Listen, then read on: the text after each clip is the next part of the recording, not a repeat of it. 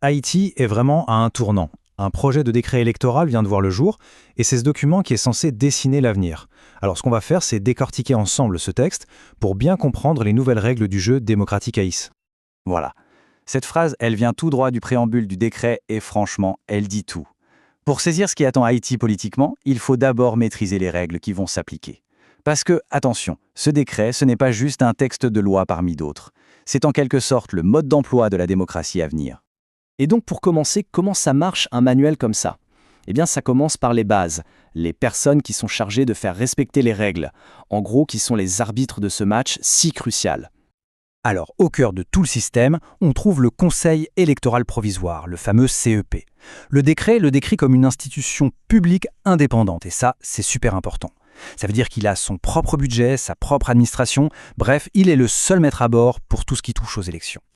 Et quand on regarde ses missions, on comprend vite à quel point son pouvoir est immense. Il doit tout faire, planifier, organiser, gérer, contrôler et même juger les conflits. Son rôle, c'est vraiment d'être un arbitre impartial et autonome du début à la fin. L'idée, c'est de garantir que le jeu soit équitable pour tout le monde. Son indépendance est donc, on le comprend, absolument essentielle. Bon, et pour que ces règles soient bien appliquées partout sur le territoire, le CEP est organisé en plusieurs niveaux. Tout en haut, il y a le Collège électoral national. C'est le cerveau, c'est lui qui prend les décisions.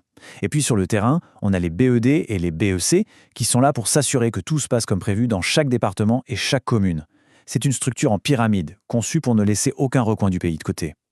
Ok, on a vu les arbitres. Maintenant, passons aux joueurs les plus importants de toute élection, les électeurs. Qui a le droit de voter? Le décret là-dessus, il est très clair.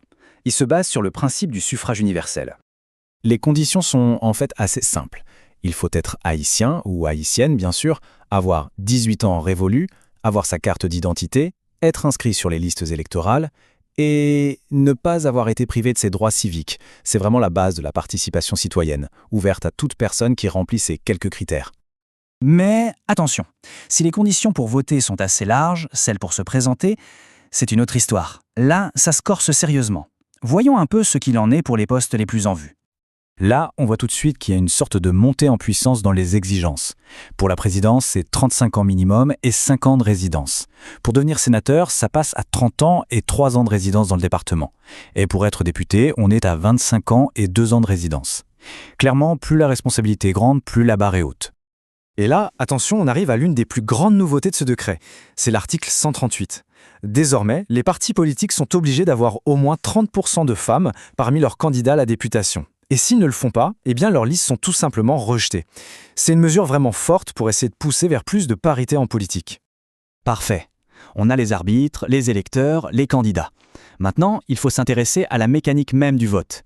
Comment est-ce qu'on gagne concrètement une élection avec ces nouvelles règles? Alors, pour les grandes élections nationales comme la présidentielle ou les législatives, la règle de base, c'est ce qu'on appelle la majorité absolue. C'est tout simple, pour être élu dès le premier tour, il faut rafler plus de la moitié des voix. 50% plus une voix. Oui, mais c'est la question que tout le monde se pose dans un paysage politique qui est souvent très éclaté. Que se passe-t-il si personne n'atteint cette fameuse majorité absolue? Logiquement, on devrait aller vers un second tour, sauf que ce décret a prévu une exception, et elle est de taille. Et voilà le point clé, la règle de l'avance de 25%. Ça veut dire quoi? Si le candidat qui est en tête a une avance sur le deuxième d'au moins un quart du total des votes, il est déclaré vainqueur. Pas besoin de second tour. C'est une règle qui peut tout changer. Non seulement ça évite un deuxième tour qui coûte cher et qui est souvent compliqué, mais ça rend le premier tour absolument décisif. On voit donc qu'il y a une vraie différence de traitement. Pour les postes nationaux qui ont un enjeu majeur, on a ce système à 2 tours, avec des conditions de victoire très strictes. Par contre, pour les élections locales, c'est beaucoup plus direct, un seul tour, et la liste qui a le plus de voix gagne. C'est ce qu'on appelle la majorité simple. Point. Mais pour gagner une élection, il n'y a pas que les bulletins de vote qui comptent. Il y a aussi l'argent. C'est un facteur énorme. Le décret essaye donc de mettre un peu d'ordre là-dedans en encadrant le financement des campagnes. Accrochez-vous bien, 500 millions de gourdes. C'est le budget maximum autorisé pour une campagne présidentielle. Un chiffre qui donne le vertige et qui montre bien l'échelle et l'enjeu d'une course à la présidence. Pour une campagne au Sénat, on redescend un peu, mais ça reste énorme. 70 millions de gourdes. C'est une somme qui est toujours colossale, mais qui correspond plus à une bataille à l'échelle d'un département. Et enfin, pour un candidat qui vise un poste de député, la limite est fixée à 10 millions de gourdes. L'objectif de tous ces plafonds, c'est bien sûr d'essayer de rendre la compétition un peu plus juste et de forcer à plus de transparence financière.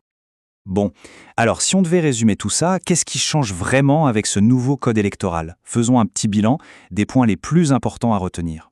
En gros, on peut retenir 4 grands changements. D'abord, ce fameux quota obligatoire de 30% de femmes.